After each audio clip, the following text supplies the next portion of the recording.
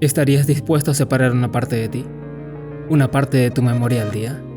¿Sería por conveniencia, curiosidad o dolor? ¿Suena descabellado? Aún así es muy probable que ciertas personas lo consideren. En esta premisa se desenvuelve Severance, una serie de ciencia ficción y thriller psicológico creada por Dan Erickson y dirigida por Ben Stiller junto a Ife McCardle. A lo largo de sus 9 capítulos disponibles en Apple TV+, la serie nos muestra la historia de sus 4 trabajadores, pertenecientes a la empresa Lumon Industries. Ellos, por distintas razones, han aceptado ser parte del programa Severance, traducido como separación o ruptura, el cual consiste en separar la vida laboral de un empleado de su vida personal. 8 horas al día en las que un ser programado para el trabajo nace y solo vive para ello, provocando un intenso drama psicológico que se desarrolla en una pausada revisión de sus personajes, el misterio en que se fundamenta su mundo y la verdad de la identidad de una persona sin memoria.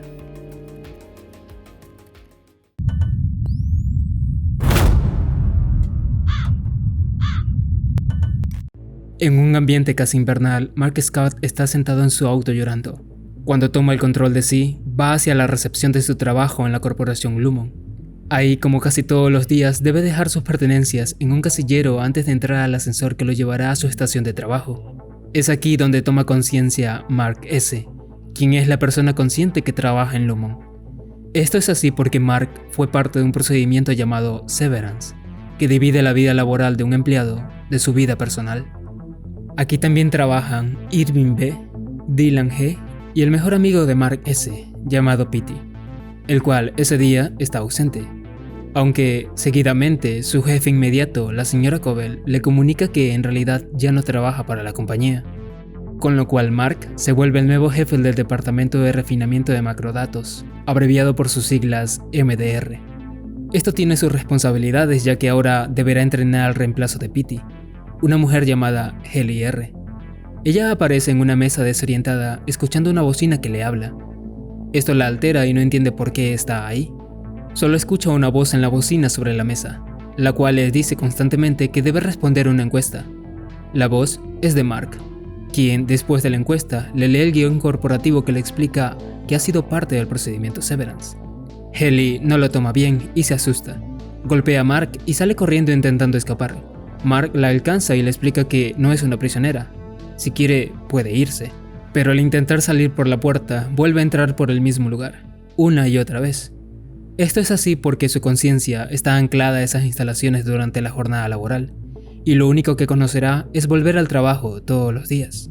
Por supuesto, esto la angustia, así que su supervisor directo, el señor Milchick, llega con un televisor donde se le muestra un video en el cual su yo exterior, conocido coloquialmente dentro de la empresa como Auti, o el de fuera, le explica el procedimiento al cual ha sido sometida y lo que implícitamente será su vida a partir de ahora como Ini, o el de dentro. En el segundo capítulo se nos muestra cómo es el procedimiento de separación, el cual consiste en hacer una incisión en el cráneo del sujeto para luego insertar un chip encapsulado en el cerebro. Es interesante ver cómo, a modo de eslogan, el envase del chip dice: "No vivas para trabajar, trabaja para vivir". Para animar la situación, el señor Milchick, quien no ha sido parte del procedimiento Severance, prepara un grupo de actividades para dar la bienvenida a Helly. Aquí podemos conocer un poco más de sus compañeros.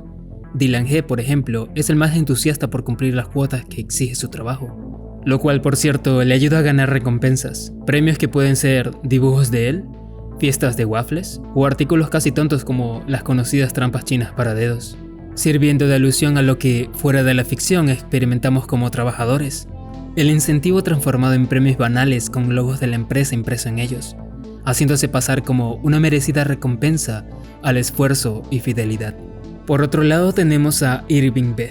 Él es el trabajador más antiguo de los 4 y destaca por ser un fiel creyente de la filosofía de la empresa y un devoto adorador de su fundador, un misterioso personaje llamado Keir Egan, quien ha sido la imagen central en la visión y desarrollo que ha tenido la empresa Lumon desde su fundación en 1866, y que, a través de la sucesión de poder a cargo de su descendencia, se ha convertido en una corporación con múltiples líneas de negocio.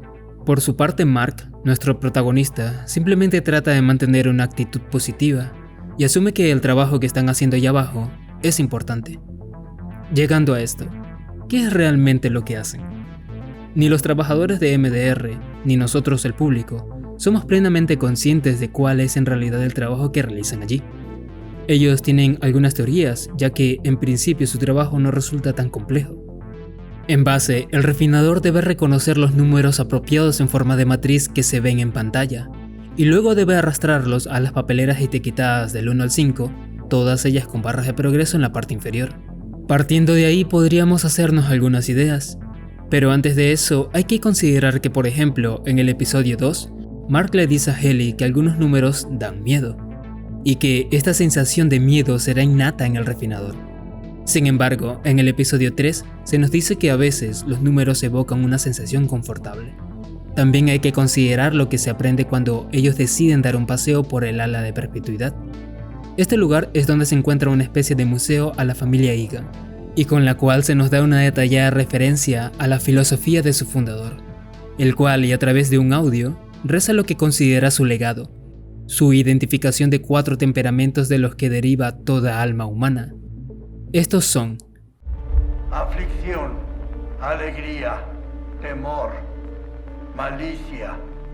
Egan explica que el carácter de cada hombre se define por la proporción precisa de estos 4 temperamentos que residen en él. Así que el control de estos temperamentos es el centro de la filosofía de Egan. Ahora, si volvemos a observar en la pantalla del monitor, en ella aparece una tabla sobre la papelera en la cual se introducen los números. Esta muestra 4 categorías divididas en barras de progreso que dicen WO, FC, DR, MA, luciendo como las abreviaturas de los 4 temperamentos que promulga la filosofía Egan. Así, y teniendo en cuenta la teoría del aprendizaje automático, los números podrían ser la codificación de ciertos datos recolectados, y una vez clasificados, los datos podrían enseñar a los sistemas de Lumon lo que provocan los 4 temperamentos en las personas. Esto ayudaría a explicar por qué Ellie tarda al principio en sentir algo al ver los números, y la sensación de miedo que siente luego de estar observándolos. Kier Egan habla de equilibrar y controlar los 4 temperamentos, y es posible que Lumon esté desarrollando métodos para crear empleados más óptimos basados en esta filosofía. Aquí también se puede notar cómo la tecnología dentro de Lumon tiene una estética desactualizada. Eso tal vez sea debido al ambiente que quiere impregnar en sus empleados, que como vemos es minimalista. De hecho, la estética en Severance está plagada por la simetría en sus escenas, casi diciéndonos dónde se divide una cosa de la otra. Su arquitectura es casi un sueño al estilo Bauhaus, dándonos escenarios limpios con una paleta de colores predominantemente fría, que como mínimo nos refleja el estado emocional de sus personajes, que en su mayoría están deprimidos, preocupados o se sienten en un ambiente tan artificial que hasta pueden llegar a preguntarse: ¿estoy muerta? Aunque también, la tecnología empleada podría ser para evitar posibles robos de información a través de la piratería digital.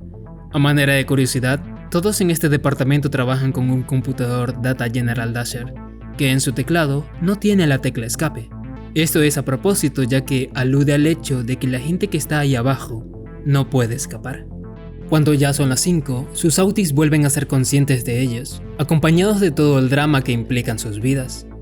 Mark, por ejemplo, dentro de su cotidiana vida es una persona solitaria, lo cual da sentido al hecho de haberse sometido de manera voluntaria al procedimiento de separación, ya que le ha costado seriamente lidiar con el fallecimiento de su esposa, llegando al punto donde ha decidido adormecer su conciencia 8 horas al día.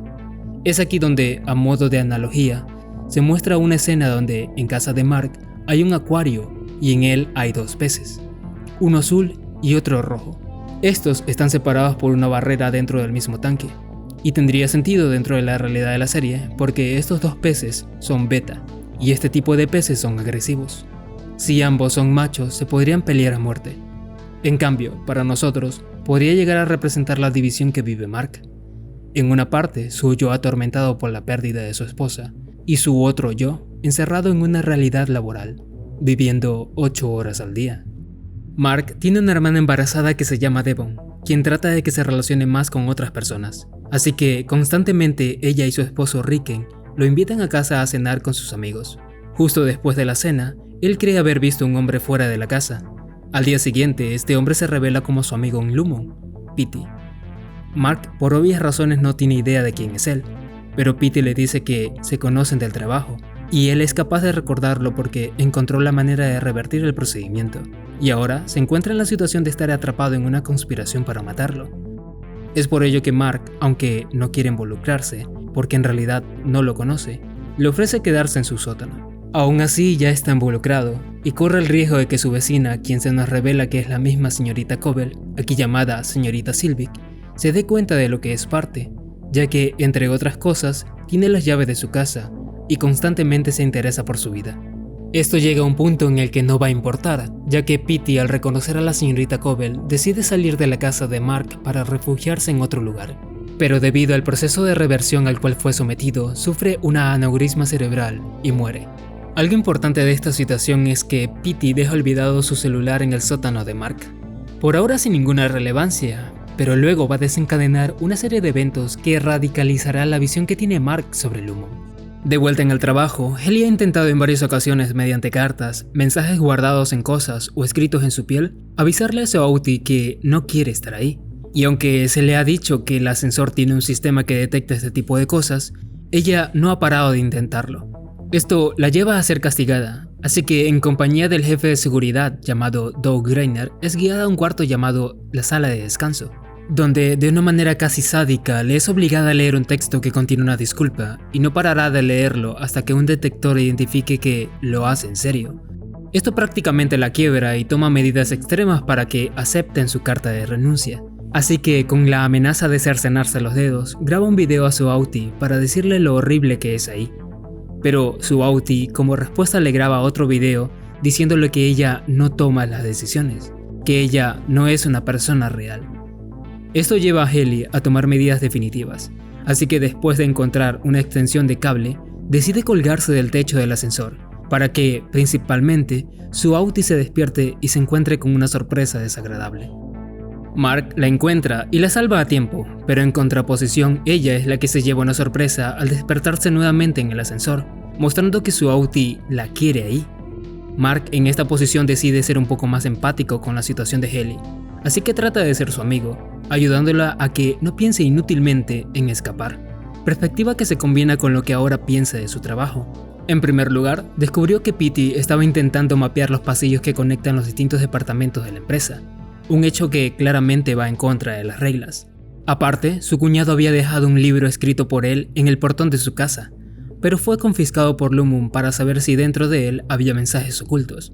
Pero accidentalmente el señor Milchick lo dejó olvidado dentro de las instalaciones, terminando en manos de los trabajadores, quienes se asombran porque no tienen recuerdo de ningún otro libro, aparte del manual de la empresa. Mark comienza a curiosear su contenido. Escuchando su lectura para nosotros resultaría hilarantemente malo, pero en Mark abre una perspectiva diferente sobre lo que él es como persona. El libro se llama The You You Are y es un libro de autoayuda. Curiosamente, este fue escrito al completo para el uso de la serie y es basado en varios libros reales para inspirarse, tomando autores como L. Ron Hubbard, quien sentó las bases de la cienciología, y títulos de autoayuda de Tony Robbins, cuyo rostro aparece a menudo en las portadas de sus libros, así como el de Riken en el suyo. Esto y otras cosas más sirven de influencia para que, en un acto casi rebelde, los trabajadores de MDR decidan explorar otros departamentos, y principalmente comienzan una amistad con el departamento de óptica y diseño, el cual está a cargo de Berg He, quien se presenta como el interés romántico de Irving. Ellie, por su lado, lo toma con interés. De hecho, es un escape porque hasta ahora había estado siendo supervisada por la directora de bienestar, la señorita Casey, con quien a veces los trabajadores se reúnen para sesiones de bienestar, principalmente para motivarlos y hacerles saber lo importante que esto es para su Auti. Todos estos paseos y reuniones habían estado siendo monitoreados por la señorita Cobell, así que decide ponerle fin revocándoles los permisos para salir de su departamento, como también aplicar una jubilación anticipada de Bird, lo cual Irving lo toma a mal y termina radicalizando su posición ante la empresa. Conociendo un poco más de la señorita Cobell, ya sabemos que fuera del trabajo se hace llamar la señorita Selvig y principalmente se encarga de vigilar a Mark. Cuando está en su casa, se arrodilla ante un altar que tiene como ofrenda a Kirk Egan. En él se pueden observar algunos artículos personales, pero entre los que más destacan está un tubo respiratorio de hospital, el cual tiene escrito el nombre Charlotte Cobell. También tiene una foto de ella cuando era niña con el uniforme de una institución llamada Escuela para Niñas Myrtle Egan. Con la muestra de estos artículos podemos teorizar que su madre murió en el hospital y que después de esto ella pasó a vivir y estudiar en la escuela de niñas que pertenece a la familia Egan. De ahí se puede intuir su adoctrinamiento a su filosofía y motivaciones para preservar su legado. Ella en el trabajo no es la jefa principal. De hecho, constantemente le rinde cuentas a la junta de la compañía, quien se comunica con ella a través de este intercomunicador. Ella no tiene miedo de ensuciarse las manos. De hecho, va al funeral de Petey con la intención de recuperar el chip alojado en su cerebro y así encubrir la forma en la cual él salió de la empresa, como también averiguar quién lo ayudó a revertir el proceso Severance. Al final lo descubren, al mismo tiempo en que Mark decide contestar el constante sonar del teléfono de Petey que había dejado olvidado en su sótano. En la llamada acuerda encontrarse con la doctora, quien reintegró a su amigo, quien ahora piensa que el proceso de separación es malvado e intenta ayudar a otros a salir de él. Pero antes de decir más, Doug Greiner, quien había estado siguiendo a Mark, se aparece, dejando sin opciones a la doctora, quien lo golpea hasta presumiblemente dejarlo sin vida. Ella le dice que se deshará del cuerpo, pero él debe llevarse la tarjeta de acceso y que Sweeney sabrá qué hacer con ella. En otro giro revelador, se nos muestra cómo Dylan G se despierta fuera de la oficina. Ni ellos ni nosotros sabíamos que esto era posible. Este hecho es llamado contingencia de horas extras, y es algo solo utilizado en casos de emergencia. En este caso, la emergencia es una tarjeta que Dylan tomó del departamento de óptica y diseño, la cual muestra una maniobra de autodefensa. Lo más interesante aquí es que, mientras el señor Milchick le pregunta dónde está la tarjeta, son interrumpidos por un niño quien llama papá a Dylan, lo cual lo asombra demasiado, pero en menos de un segundo ya está de vuelta en la oficina. Ahí les cuenta a los demás sobre la contingencia de horas extras, y la idea de usarla para decirle a sus autis lo que está pasando en Lumon se le ocurre a Helly. A esto, Mark descubre en su bolsillo la tarjeta de acceso de Greiner, y no tiene idea de cómo su auti la consiguió, pero le da más motivación para planear una revolución. El primer paso está en cumplir la cuota del trimestre, para luego tener acceso a las instalaciones justo después de la jornada laboral, aprovechando el premio que se les da por cumplir la cuota, en la denominada fiesta de waffles. El que decide quedarse es Dylan, mientras los demás se preparan para despertar en la noche. Cuando llega la hora y Dylan termina de comer en la sala de la casa de la mansión réplica de Kirk Egan, se escapa y se dirige hacia la oficina de seguridad, donde tiene que tener 2 palancas activadas para despertar a los demás fuera de la oficina.